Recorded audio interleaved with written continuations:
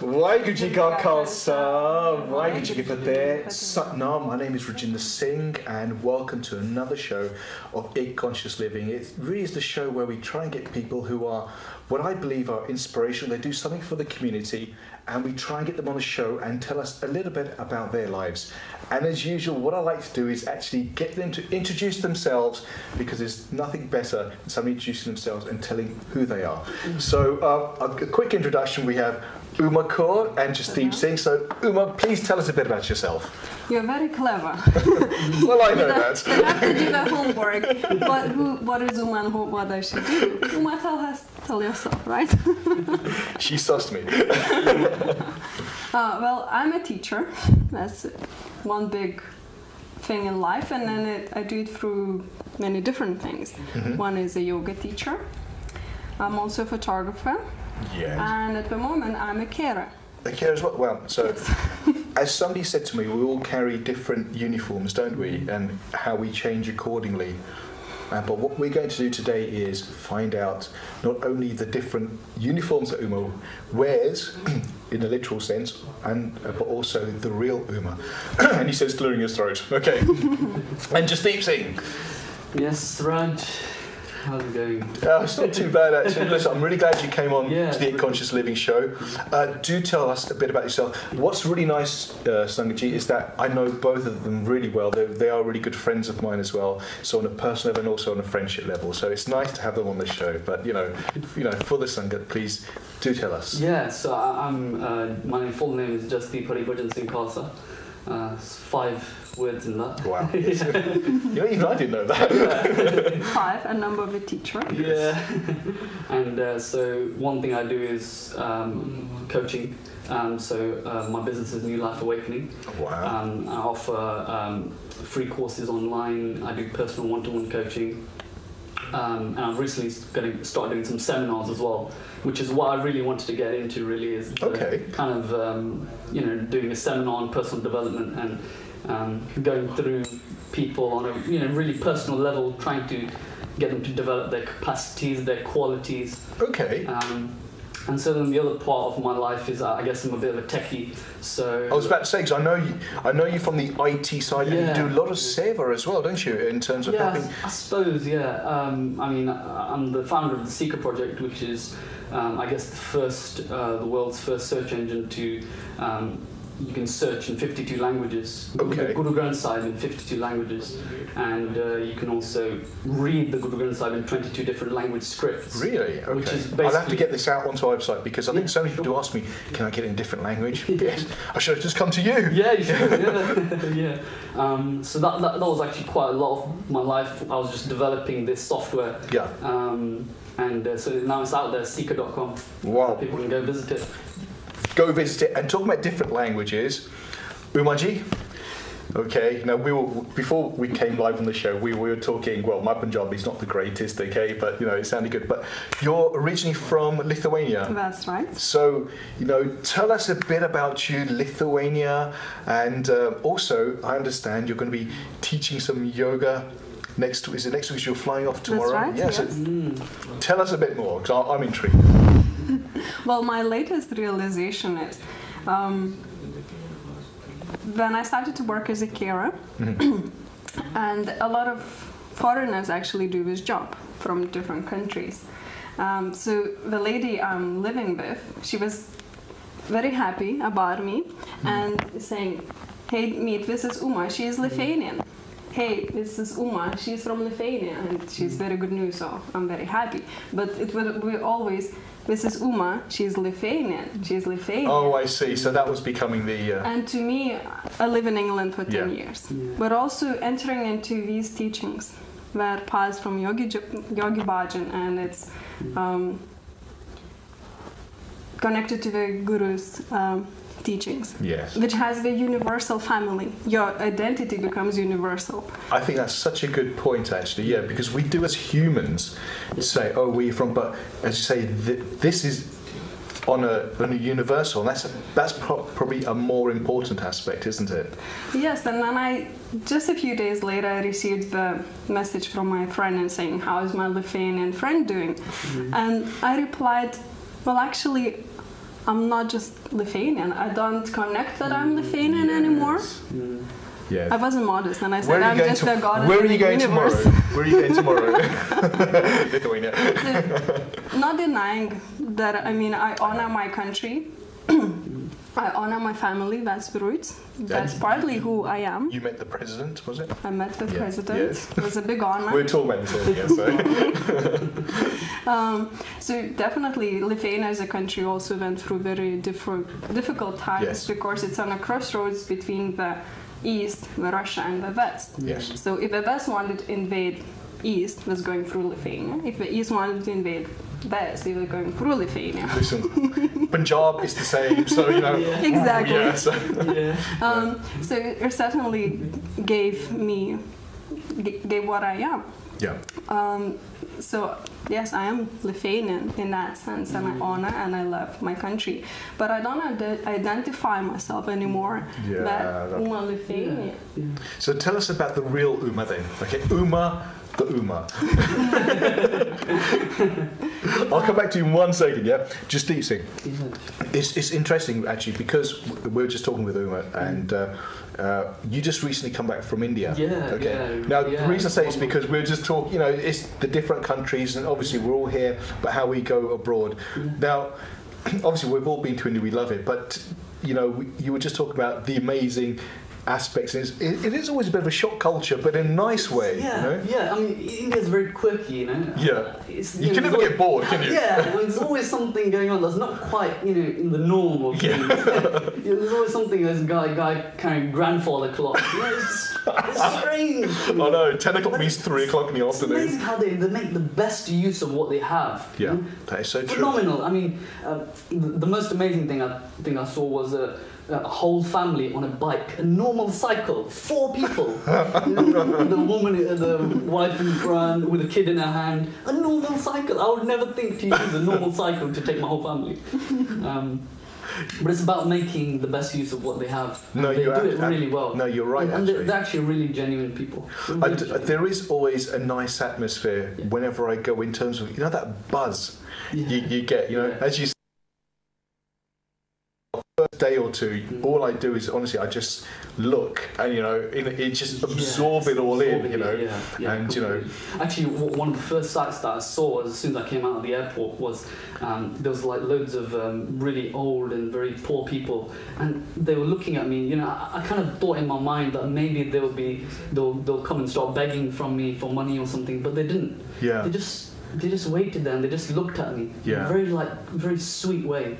And that was my entry into India. So I was greeted in a way by their sweetness. Yeah, no, that's really nice actually. Actually, what always greets me when as soon as those doors open from the airport, that heat hits you. It's like boom. It's like whoa. Yeah. Who put the Turn heater on the aircon? Yeah, no, but it's really nice. Yeah. Then the dee dee dee. It's like who's beating the horn? To it after like 2 days. It's just normal. I know what you mean. Yeah. Uma, coming back to you, yeah. I think it's very interesting what Jasdeep just said, that you really try to make the most of what you have. Yeah. And here we don't do that enough. And by here I mean Western country. Yeah. We have such an expectation to have a good career, to have a lot of money, to have a nice house, to have a nice family, and then we very frustrated when it doesn't happen. When suddenly I compare myself to all the media, what media presents, or my friends who got a sort of better life. But and I'm is just it a not, better life though? Well, that's another question, Yeah. but first of all is that I expect that to be a norm. I expect that to happen, and I'm very unhappy when it doesn't happen. Yeah. And the big shift came to me last year when I came back from Lithuania. I went to Cornwall. It was a beautiful day in February, very sunny. I went to countryside where there is a farm with sheep and cows. I just sat there and I thought, like everyone says, Uma is happy. She's sort of relaxed and Always got this smiley this face. and that. Yeah. Yes, smiley face. But I thought, inside of me, I'm not really happy. A lot of that, I try to be happy. But being happy, you don't have to try happy. You just It should come from be inside. happy, Yes. right? Yeah. So, but there is still something that I'm denying. There is still something that I'm not agreeing with. And I thought, what is missing in my life? And what can I do right now that makes me happy? So it's not that makes me happy as my whole idea of life, whatever that would be. That's a long-term goal, let's say, long life goal. But what of that I can do right now? What is possible to do right now? So if I want to go to wherever, another town or just the other side of a town, then if I can get my family on a bike and go there, that's what I do. Instead of complaining that I don't have 4 bikes for my family or a car, that I cannot get there. But you moved towards the sort of the sea coast. Exactly. So that day, I realized, well, yes, there are some things I want to do, and I'm just waiting and I'm waiting and I'm waiting till the fortune is going to be better on my side. Then I'll do it, become whatever I had in my mind. And I thought, so that I became a carer was actually the result that resolved in 1 month later. I got the answer. What is the meeting point of what I want to do that makes me happy? And I'm able to do it right now. Yeah. Not 3 months later, not a year later, I not guess 2 years it's later, that thing, but isn't it, now. where they go, just take the action now. Yeah. You don't know what's around the corner, but sometimes you have to take that jump, that leap of faith. It's funny that because I'm running a webinar tomorrow on the 5 keys to happiness. Okay. Yeah, What would send out the links. Yeah. Yes. Tell the world. Yes. No, that's brilliant actually. Yeah. And it basically one of the points is about you're present to life. You're present there because it can't be too far in the future. Yeah. Your happiness is your nature. And everyone has their different perspective of what happiness is. Yeah. Person A, their happiness may be, hey, I just want to survive to eat for tomorrow. Absolutely. The other person may be, hey, I want to get my Aston Martin for tomorrow. It's all in perspective. It's a very strange world. Yeah. The inner world is very strange because it's all like subjective. Like everyone has a different idea about these words, like happiness. Like I can't buy happiness in a shop. Yeah. I can't see it in a package. So I love the way the companies market it, because you have to make whatever it is really good. Hey, what do you want? Oh, I could do some retail therapy. Absolutely. What does that mean? It means just buying more products, It's like buy a Big Mac so that you're happy. It's always linked to happiness. Not that we're endorsing Big Mac. The veggie burger. Although the veggie burger in India, they're actually made from real material. It's actually really nice. If you go to India and have McDonald's, Trust me, the best place to have a veggie burger. It's made from real potatoes, real paneer, whatever. They got the paneer thing there as well. Yeah, paneer, mock paneer. So anyway, coming back here, we could talk about food all day. I definitely. But Umaji, I'll say that because it's nice. As I said, we studied Kundalini yoga together, and it was really nice. So this was was it about 4 years ago? That many? It could have been, yeah. I mean, I can't remember, but it was really nice because then you went on as well to do level 2 as well. I did. And what is it about the teachings do you feel that has it made a positive impact? And has it gone forward? Because I think Yogi Bhajan's teachings have really helped so many people directly and indirectly. That's my perspective. Well, one of the things Yogi Bhajan said, that happiness is a birthright of every human. And as we just talked about the happiness, which is really linked to the satisfaction of our senses. Yeah. Whether it would be food, clothes, something so satisfaction for our senses, even a comfortable sofa, that is. And what Yogi Bhajan gave, that happiness comes from being happy within yourself. For that, you need to have connection with your soul, with your spirit. And when you have that connection and you can relax at it, you can have peace with yourself, that's when the natural happiness comes. But you don't have to try anymore, you don't have to put with happy face or say, oh, I don't need this, I don't need that, I cannot have it, so I'm fine, I don't need it. But that was my case, like with things I couldn't have yet. And all of us have something in life we want but we can't have yet. And I said, I'm fine, I don't really need it. But we need were there. I just was denying Yes. them. So first of all, I had to accept those needs because they're also part of myself. And as I was accepting them, I reclaimed some part of myself, and I was more relaxed, and then I could get in tune with myself even more by not denying, but allowing them to be, and then also finding the way that I could satisfy some of those needs, but in a dharmic way. That means it wasn't just selfish. I'll do whatever to get it, but how can I do it? Well, I'm also having a dharmic lifestyle. And That's what I really nice, came up actually with to be a carer, it is, if you think. It's nice because, in a sense, being a carer, it's like you're working, but you're also doing seva as well. And I think that, for me as well, personally, is something where we are doing something, and that, I think, is one of the key ingredients to happiness. I mean, it's part of Sikhi as well. I mean, Jasdeep, you do a lot of seva, in my opinion as well, in terms of, you're talking about the coaching side as well.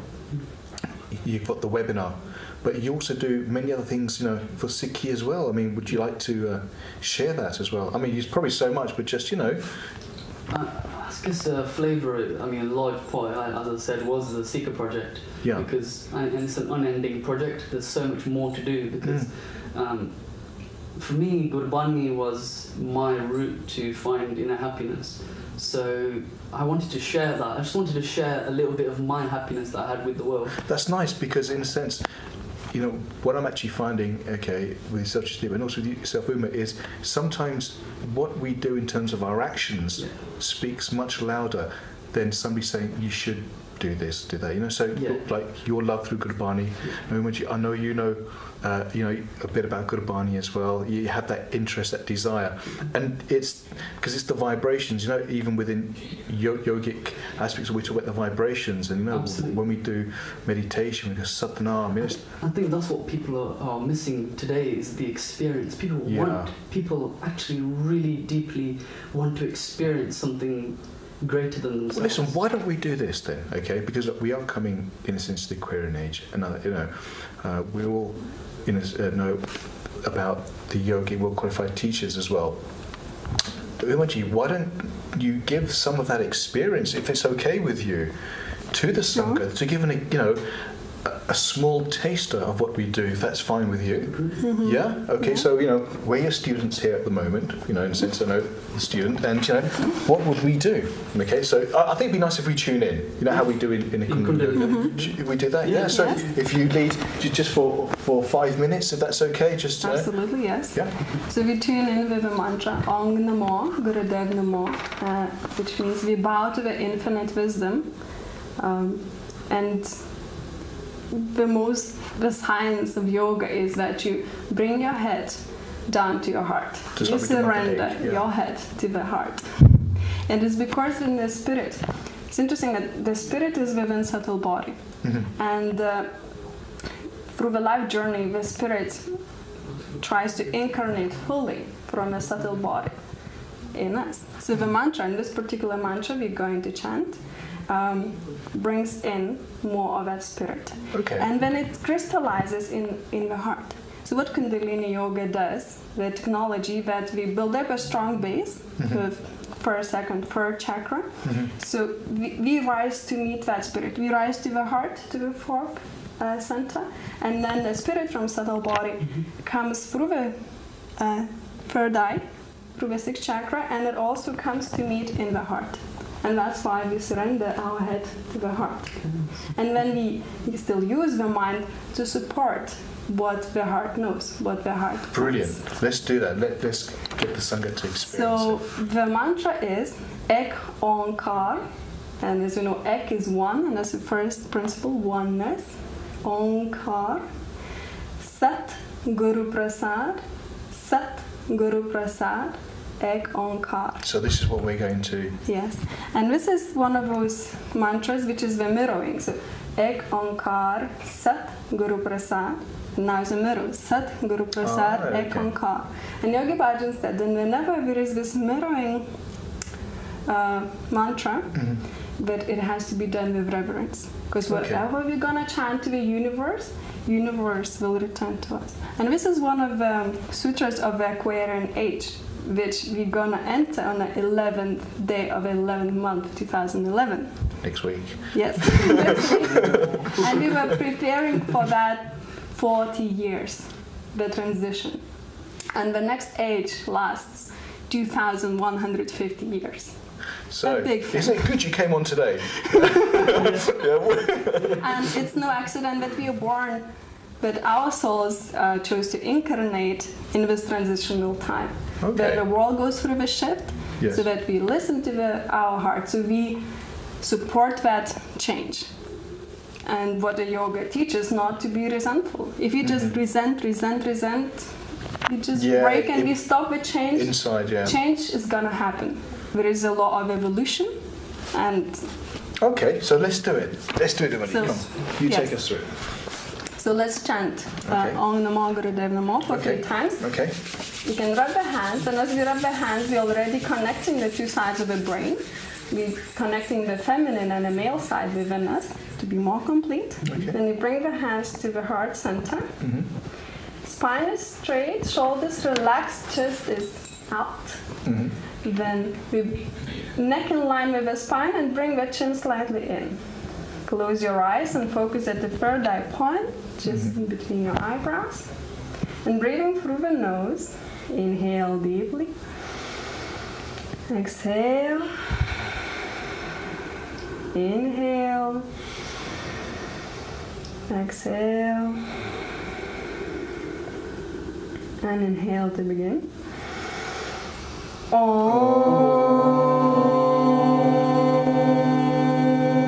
Namo Gurudev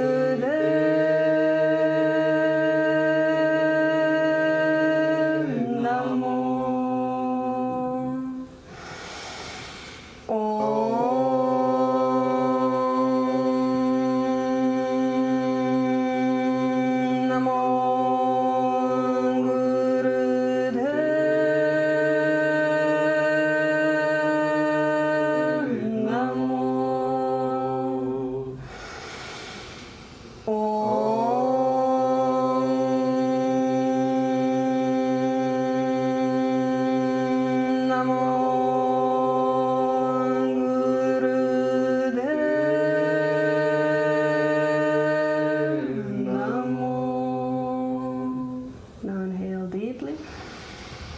Straighten your spine, lift it up, lift up.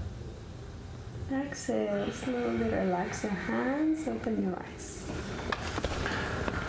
And straight away we're going to do the mantra. So, Ek Onkar, Sat, and there is a little pause after the Sat to have that calling the spirit in. Sat, Guru Prasad, Sat, Guru Prasad, Ek Onkar.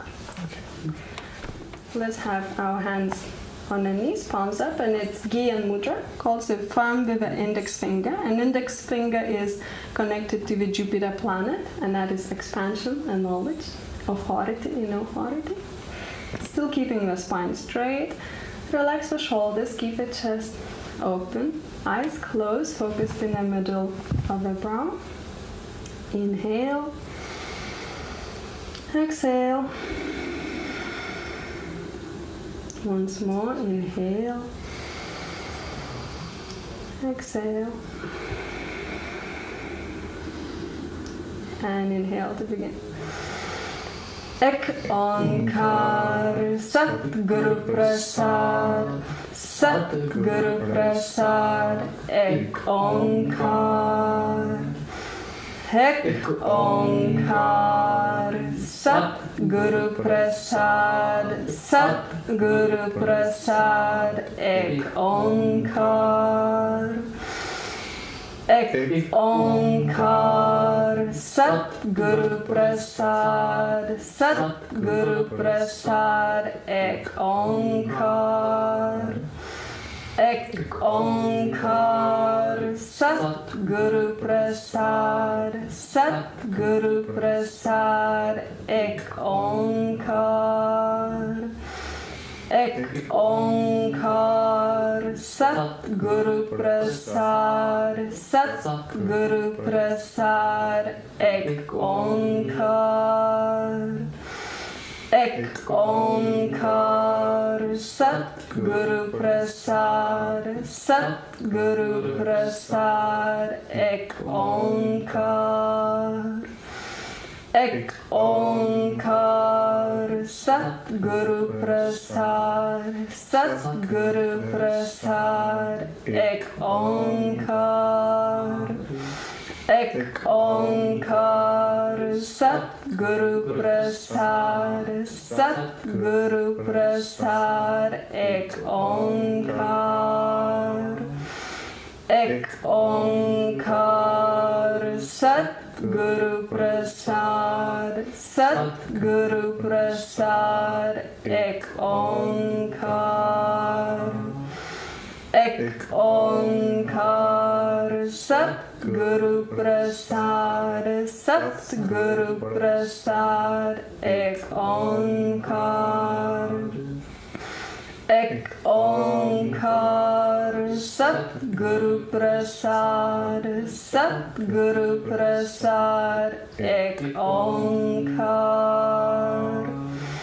Ek Onkar, Satguru Prasad, Satguru Prasad, Ek Onkar. Ek Onkar, Satguru Prasad, Satguru Prasad, Ek Onkar. Ek Onkar, Satguru Prasad, Satguru Prasad, Ek Onkar.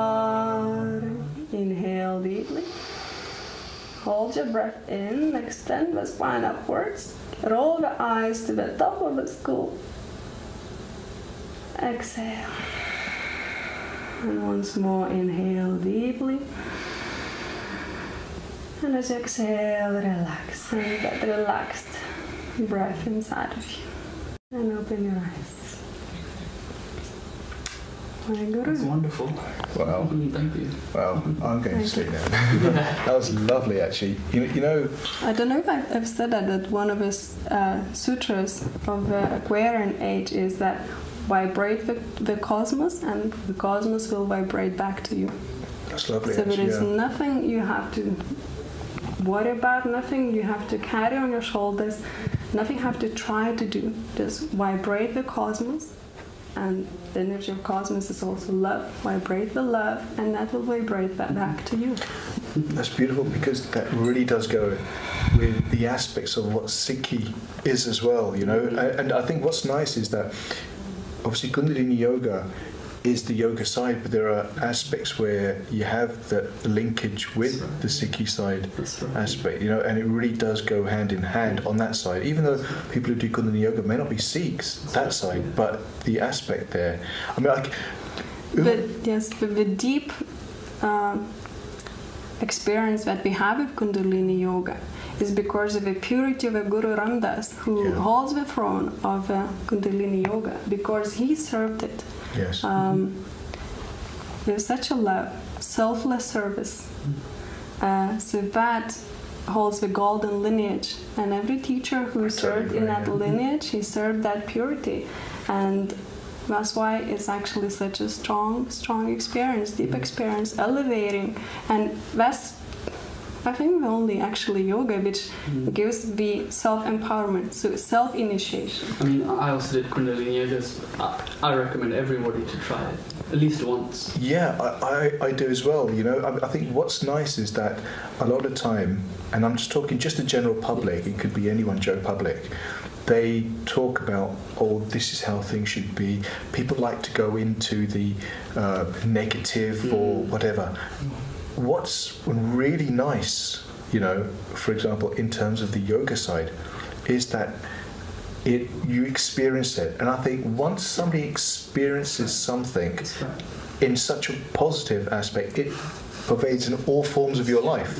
You know, everybody who I've met in some form or another has done yoga and the ones who've done Kundalini yoga, again, this is just my perspective, they say it touches them deeply inside, and that, as it goes into all aspects of your life. People change careers because suddenly the job you're doing is like, it doesn't, And that's what happened to me, actually.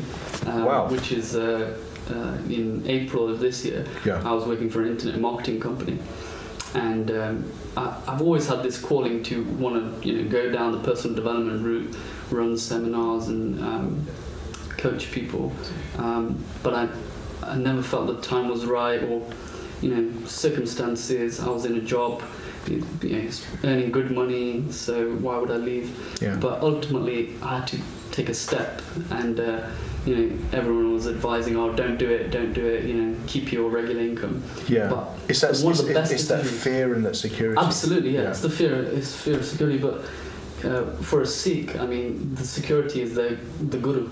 Yeah. The guru gives. That is beautiful. Security is to have trust, and you have something that you can trust. Absolutely, yeah. And you know it by your heart. 100% reliable. What's really nice also is that when people talk about being brave, they think about the action heroes of being brave, but brave is really doing something where you're not sure what's going to happen tomorrow. Right, and just like the step you took, you were thinking, I'll just go. The step you've taken, that's right. I'm going to take a few steps. And honestly, like even before my coaching sessions, I don't know what's going to happen. Yeah. There's people with various issues of depression, of lack of self-confidence. I don't know how the conversation's going to go. I don't know what they're going to tell me in that conversation, half an hour conversation. But I trust in the guru, and it always works. It's funny to me because like yourself, I've got a diploma in life coaching as well. Oh, okay. And it's on that same aspect where you don't know what somebody's going to say, but the thing is, it's not about you. It's about the person. Absolutely, yeah. You have to take yourself out of the equation completely. And one of the basic tenets that I learnt is that whatever they say, it's not your thing to give advice. It's for them to understand themselves, and you're just there just to perhaps keep them on track, but that's about it. Absolutely, really. Just like I think everyone's born for a purpose. Everyone has just their niche where they just slot into, and where their heart feels right. And I think the more people wake up to listening to their heart and following it, and it's an amazing life. It's the best decision I've ever made in my life. That's really good, actually. I'm really pleased to hear that. And what's nice is the experience. I mean, I think the atmosphere in this room's changed. After the mantra. I mean, it's these vibrations. It can't help but change. It does. It does. Well, thank you for that, Umaji. I mean, that's nice. We'll have to bring her on. Come back from the coast to London. To Sachkhanda Southall. It's interesting that you talk about the coaching, and I'm studying Karam Kriya, which is the healing conversation, and it is guided by the principles and the numbers, and the numbers are the backbone of the whole universe. Yeah. So you could not exist without numbers. What would be the house number you're going to? And okay, that way. Okay. I couldn't. Yeah. What time is my train to London? Which platform? Hey. If there is no in India, numbers. man. We were talking. You just give it to the TT. He runs like 20 miles an hour. And what? They can be abstract, but also they give a precision in the conversation, as you say. So when you talk to a person, you listen. Well, I listen, and then I can recognize the layers of that person's life and what is missing. Yeah, so just through the listening, we don't have to solve that person's life, and it's being the middle. So it's ong, like you said, ek is oneness, and that's number one, the soul, and then ong, number two, that's mirroring. That's the second mirroring. So that's all we do. We reflect that back to the person. That's right. Yeah. Because from an art, we actually have a better view what's happening, and we just reflect. You can see from a different perspective. And actually, it's interesting because people, not everybody, but some people, they kind of exaggerate their problems in their mind. Yeah. And when they have somebody else to talk to, actually the problem's not usually that big. It's usually very something it's that small. battle going on, isn't It's it? a battle. You make a reality check. When it's in your mind, that's a completely different world. right. We Yeah. make things That's right. big, and what are That's important, right, we yeah. make it really Completely, small. yeah. Yeah. When we talk, through the word, and that's why word is so Absolutely, yeah. center line. Because through the word, you make a reality check. That's right. It's only you tell this person how big is your problem, and by telling you slowly, gradually, That's you'll right. get it to your own That's so understanding. true. It's Right. not that big, it's not that bad, and right. actually, yes, I can do it. And actually, how the conversation feels, I've been trying to describe it in my mind, how a conversation feels of, somebody's got a problem, you start with them, and there's kind of an escalation of energy, and then it reaches a tipping point. Yeah. And when it reaches that tipping point, they know they're transformed, I know they're transformed. It's just a knowingness. It's There's funny, a- there's Jasdeep, because escalation. yeah, that makes so much sense. We were talking earlier on. It's that the pressure sometimes as well, and then suddenly, boom, it goes. Just, Yeah, it's Exactly. just dissipates. yeah, So while we are mirroring that other person, is just can be one question Yeah. be asked, the right question at the right time, Yeah. Yeah. that brings that tipping That's right, point. yeah. You know? Yeah. Oh, It's- that's beautiful, actually. We're quickly running out of time. That's a shame. I'm getting the look. Okay, okay, all right. No, but through the powers of the media, they say we can extend it slightly. So thank you, Sichan. Conscious living.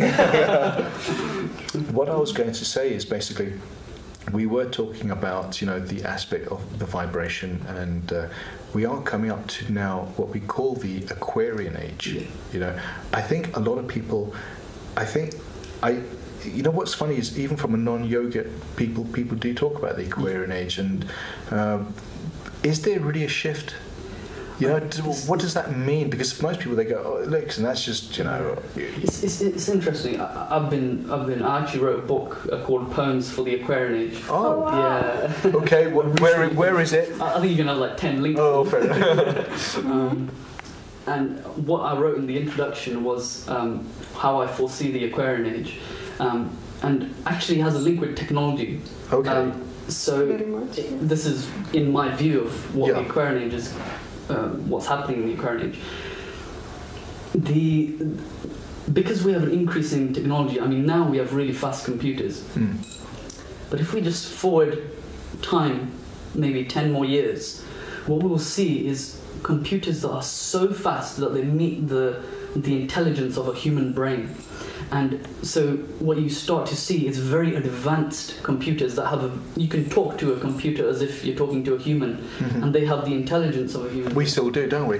Why aren't you working? That's right, yeah. And they'll reply back Shout to at you. it, yeah, exactly. And then they'll be able to shout back as well. Just really slow. Yeah. Shout back in Punjabi. Yeah. Well, we could even see on the news just this week that is linked to the Aquarian age and to technology, as you say. But through that technology, we can trace everything. Yeah. And now it's to true. lie Yeah. is very difficult. To cover something That's up right, yeah. is very difficult. Just what happened to St. Paul's Cathedral, right? Yeah. People were there, we shut the doors and we started to question. Yeah. And everything is recorded and so immediate. Now you cannot deny you haven't done It's it. the whole WikiLeaks thing, Yeah. You thing reacted so quickly, you haven't thought Information about it, release. and now you have to answer for it. You have to answer for and it. what it happens that it actually this effect that next time you're gonna think through more. So that's actually quite. That's how impressive it's actually thing. already Yeah. the shift in consciousness. I have to be more conscious and more Yeah. aware of what I do because I cannot step back anymore. That's right. It's recorded. That's right. Yeah. And an interesting thing with business is that, like before you'd get all these sales techniques where people could like kind of sell you something, and if you weren't sure about the product but they were good salespeople, you would buy it. Yeah. Now you just go straight onto Google and Yeah. say, you know what, this is not the right price, Yes. and this is a better product. So Yeah, that's a the, train of the, thought pers- about the person, the individual now has power, has knowledge about everything, and businesses have to now shift to becoming more about transparent, yeah, absolutely, and great customer service. They have to be truthful. Yeah. There's no lies that are going to work in business in 10 years' time.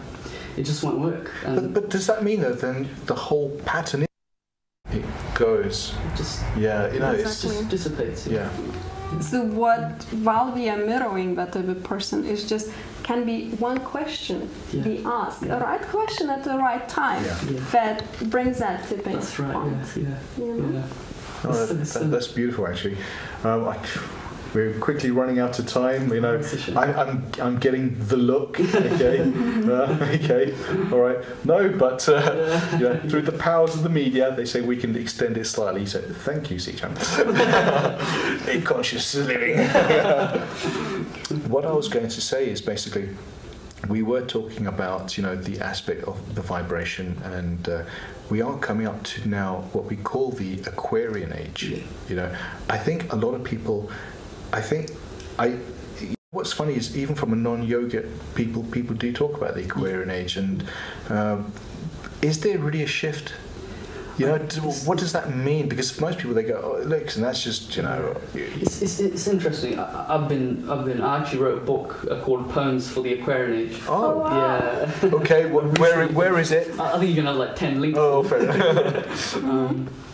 And what I wrote in the introduction was how I foresee the Aquarian Age, and actually has a link with technology. Okay. So Very much, yeah. this is in my view of what Yeah. the Aquarian Age is, what's happening in the Aquarian Age. Because we have an increase in technology, I mean, now we have really fast computers. But if we just forward time, maybe 10 more years, what we will see is computers that are so fast that they meet the intelligence of a human brain. And so what you start to see is very advanced computers that you can talk to a computer as if you're talking to a human. It just won't work. But does that mean that then the whole pattern is going to change? It has to. But is it because of the Aquarian age, or is it just technology on its own? I believe there is a linkage, but for most people they might say, well, are they really linked? I suppose everyone, you know, for the skeptics. Everyone will think about it in their own way ultimately. But it's kind of happening at a similar time to when a lot of spiritual people said something's going to happen at this time. So, you know. Yeah. Who knows? And yet not to say that now it's going to be nice and easy to live. Because with all the information we have, because there's one aspect that, yes, with technology is going to bring the knowledge. And This was actually said many years ago. So much knowledge that actually, the thing is, what do we do with this knowledge? Now I know, but now I need wisdom. Now I need experience. Right. I need to know what this all knowledge means and says. You need to be able to filter this knowledge because it's too much. It's too much pressure on the nervous system. It's creating too much pressure, and you see it in technologically advanced countries like Japan or South Korea. You see that the suicide rate increases. There's a lot of things, diseases increase. Said that you just will want to take yourself off the place you can't handle anymore. And that's why we will need more guides and more teachers to help us swim through all that. And at some point, Yogi Bhajan said that people will get so overwhelmed with the life that they will pull you out from their car, they will stop you in the street, help me.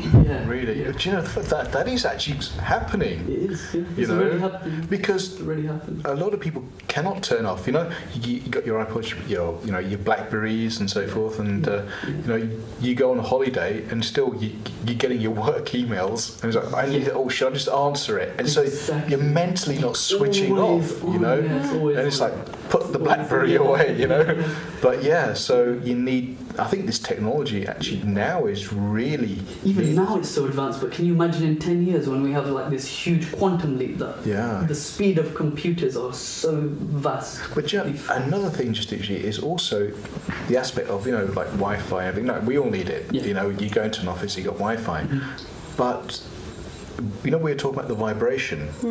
The vibration cannot be good for our bodies with having so much of the signal going in and out. Now, obviously it's all in perspective. You can't live a hermit life.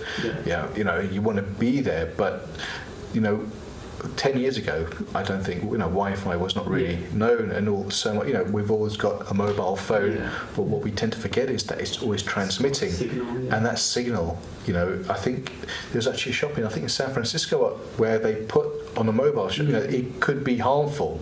So what I'm saying is we're putting so much harmful radiation next to us, and because we're still in the early stages, I say early stages, 10 to 15 years, still early stage in terms of research.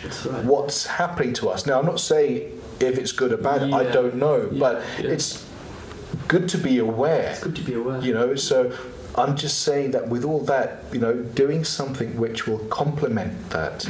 So doing the vibrate, doing the Waheguru Simrans, and it will help us internally. Because I think, as you say, it's all going to be. You need to watch those old sci-fi films. That's right. Yeah, I'm a Trekkie, so. Yeah, a Trekkie as well. Yeah. That was taken from. That was an iPad, Yeah. Back in the day. So. Absolutely.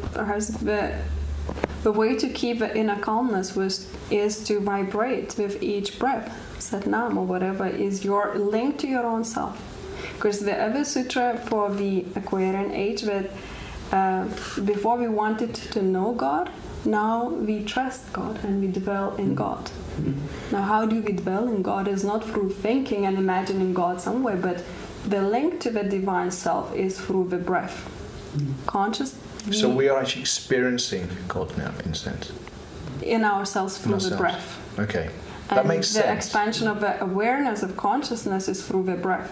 So one tool to help us to go through these times, as it will get more and more difficult, is actually connected to the breath and the mantra. If you can, whatever is Waheguru or Sat Nam or I am the breath of God, or I am the essence of God.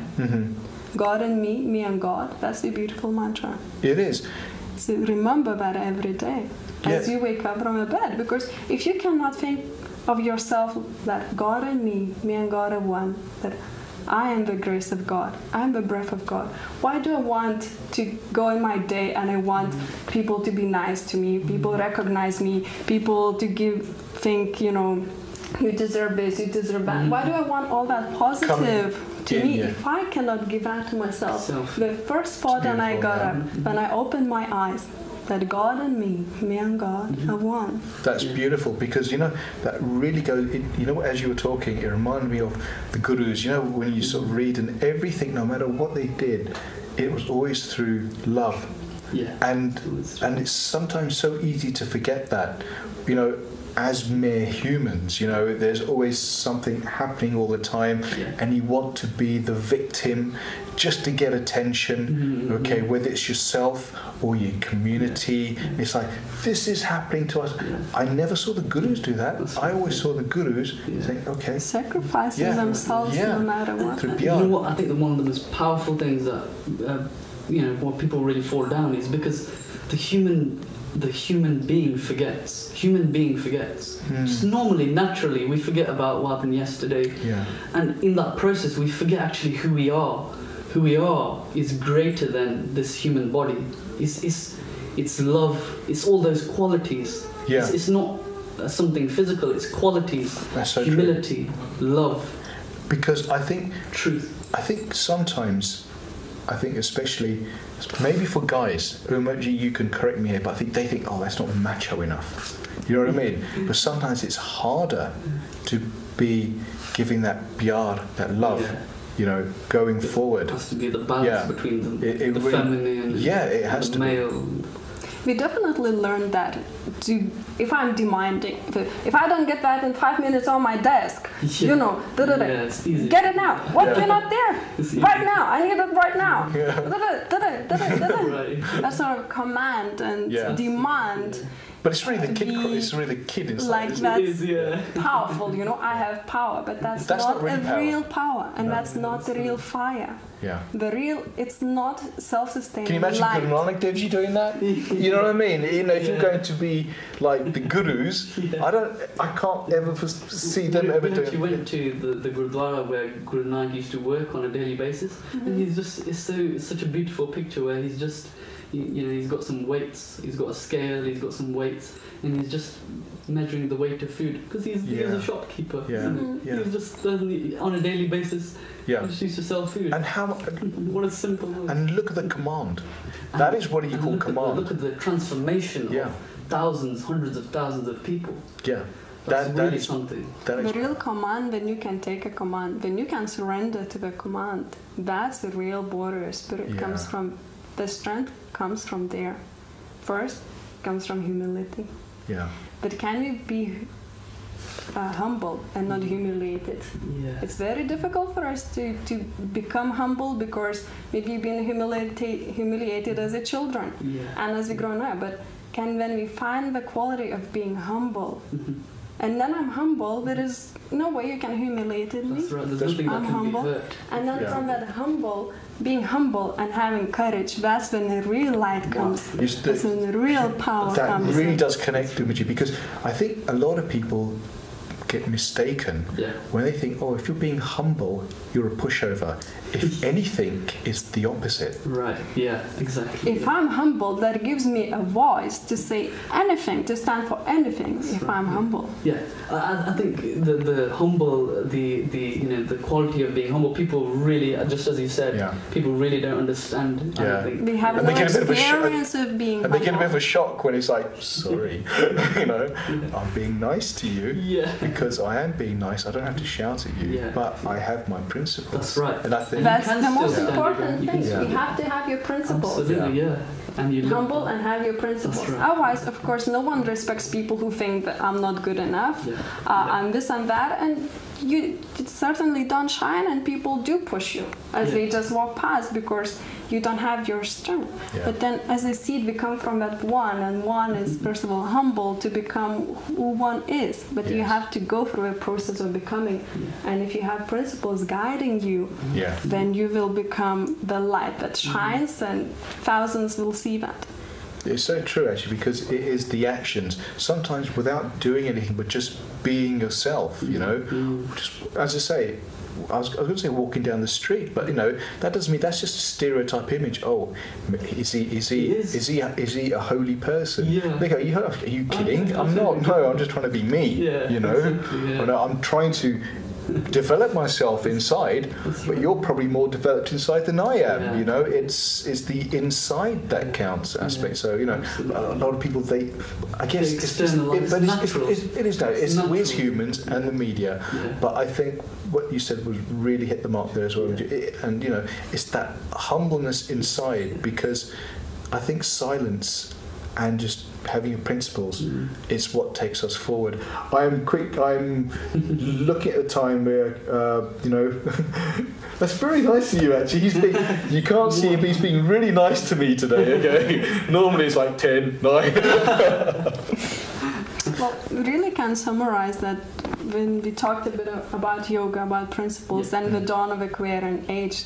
And it happens on 11th day. So 11 is 10 plus 1, and that is God and me and God, the one. Oh, from a numbers book. Do you know, I wasn't even aware of that. And what is very beautiful, and a good luck living in London, that we have events happening on that night, all night. Shepherd's Bush Gurdwara, Queensdale Road, I'll put it on the website, and in Southall, I believe on Havelock Road as well. It's, I think, from 9 p.m.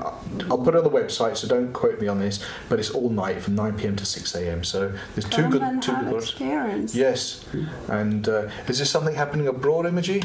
Yes, because I'm not here in London with all to celebrate the Wolf, and I decided to create an opportunity and invite others to come and join me and celebrate the Aquarius age coming finally in Lithuania. So if you just happen to be in Lithuania, there's something happening there as well. The guru is coming to Lithuania. Yes. That's most important. That's beautiful, actually. And you're doing something on the 11th as well. Just on a general basis? Oh, through the CTC? Yes. Actually, it's another event organised by Ernst & Young. It's a Cha and Samosa party, I think. I'm not sure of the details, but it's before the 11th. Cha and Samosa, you sold me already. Yeah, exactly. Just be there. Yeah. Go to ENY office. Eat some good food. Yeah, listen, that's all we ever want, isn't it? Good food, relaxing, good company. Happy life. Yeah. Honestly, I think most of us are, on the whole, simple people, you know. We go on about, we want this at the end of the day, you know. You just want to be in good company, you know, good food, chilling out, okay, you know. What else do we want? Yeah. You know, stress is good in a positive way. That's right, yeah. You know, we're talking about the diamond aspect, you know. So having good... I think some people think, oh, we're going to live in like a nirvana type, but that doesn't make sense. That's right. And as Sikhs, well, we live a householder's life, That's right, yeah. but you just want to chill out as well. You know, it's having something to look forward to. That's right, yeah. But what is that saying as well? They said, is it pain has its roots in pleasure, or is it pleasure has its roots in pain? I don't know. Yeah, I think they're both interconnected because they're both on the same scale. Yeah. Yeah.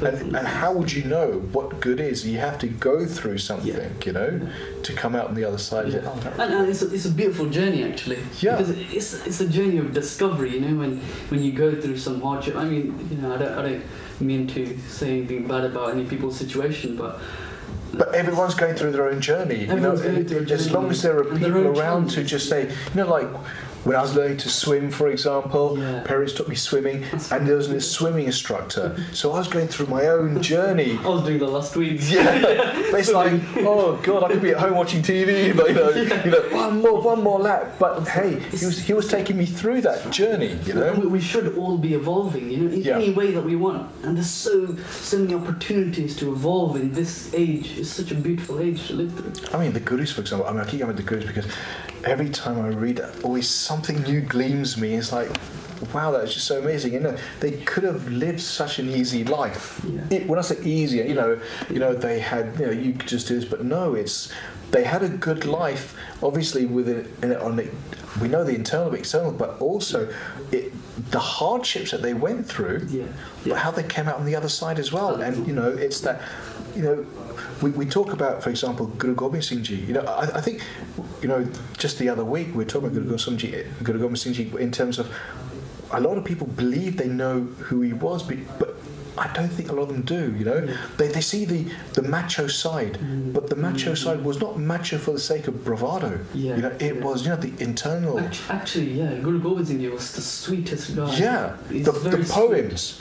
You know, and you know when people say, "Oh, poems," and the poems come from a longing, and that's one thing. So if you want to eradicate pain from your life, just realizing that there is longing, and that's we long to belong. We long for the union with ourselves and the divine in ourselves, and that if you don't connect that longing in meditation and poetry, then we translate it into pain in life. Yeah.